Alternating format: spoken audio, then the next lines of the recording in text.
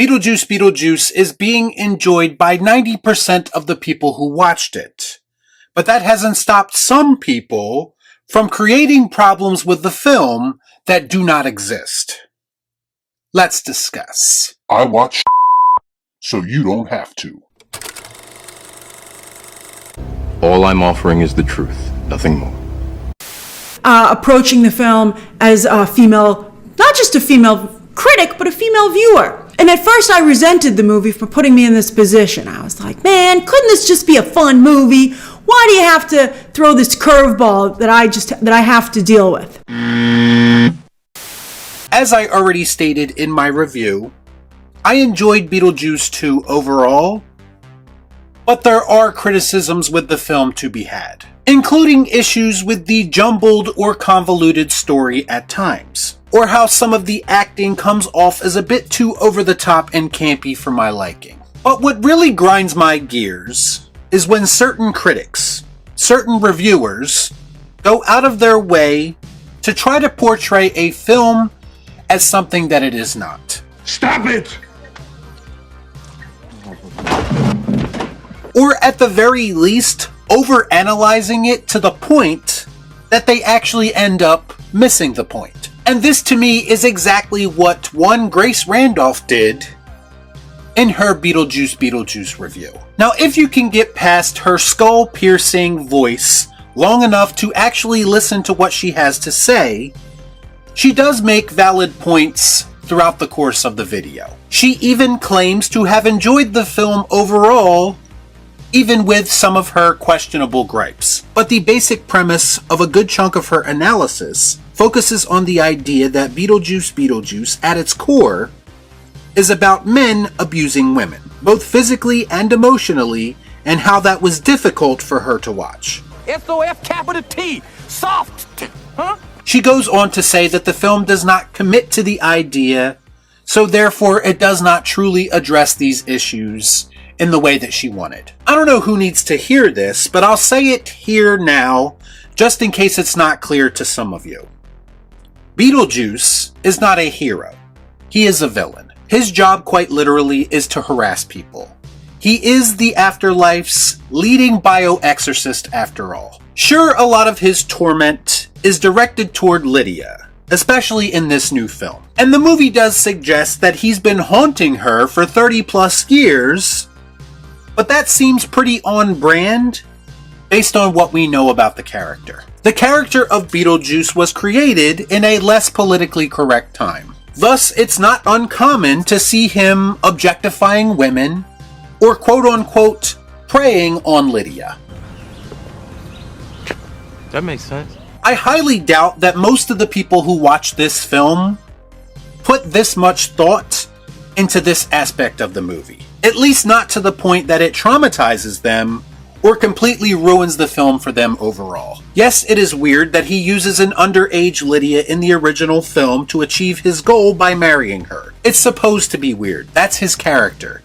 Beetlejuice stalking Lydia makes sense based on what's already been established. Grace also tries to make a correlation between the Beetlejuice baby in the film and real-life conversations about female reproductive rights. I mean, this is the very definition of boy, Grace must be fun at parties. Who would see that scene in the movie and automatically their mind drifts into them thinking that this is some kind of social, political, or biological statement they are trying to make, and going about it in the wrong way. Or Grace, maybe they just thought that Lydia giving birth to a baby Beetlejuice would be funny. I'm willing to bet that it's the latter. Grace says that these are big important subjects, and that they shouldn't have been included unless they were willing to go all the way and fully deliver that message. Message! What's ironic is that she says that if they would have done that, it would have ruined the film's broad appeal. But in her words, at least they could have said that they were having important conversations in a Beetlejuice sequel. Well, Grace, I hate to break it to you, but this is precisely why those conversations were not directly addressed. Because maybe, just maybe, the goal of the filmmakers was to entertain people and not preach to them. If you are going into a Beetlejuice sequel, searching for the meaning of life, and desperately trying to see things that aren't there, you are most likely going to be disappointed. The truth is that it's not the time or the place to have those types of conversations. They were not, as Grace says, glossing over these issues and playing it all for laughs. They were, in fact, not addressing these issues at all and just trying to make an entertaining movie, which they mostly did. And frankly, you are trying to bring everyone down with this bullshit. Anybody care about what I want? I do. Shut up. Get out.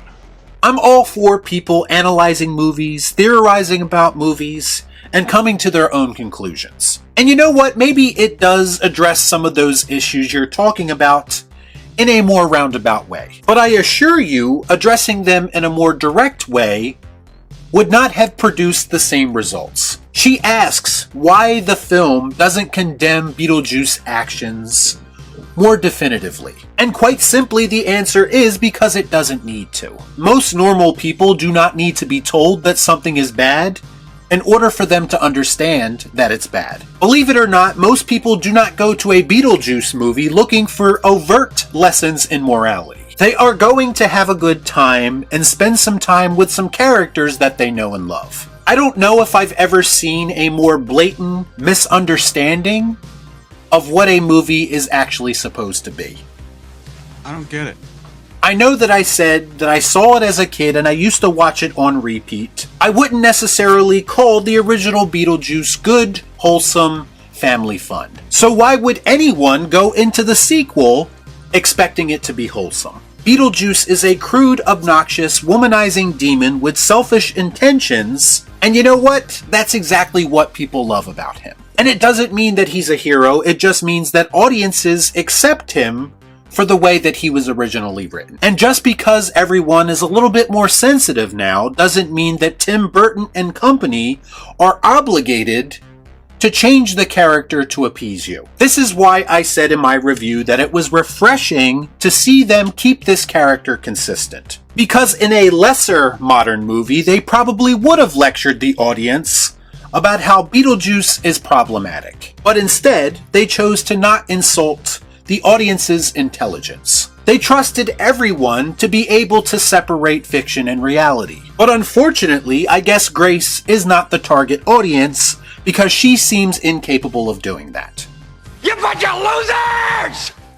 You're working with a professional here! I strongly believe that there are critics or reviewers like Grace who truly do not understand what audiences like about movies, which makes it all the more concerning that she has such a large platform talking about movies. To me, she is abusing her platform in a way by misrepresenting this movie, and that is unacceptable, especially for a movie like this that most audience members are taking at face value and in general having a good time with it.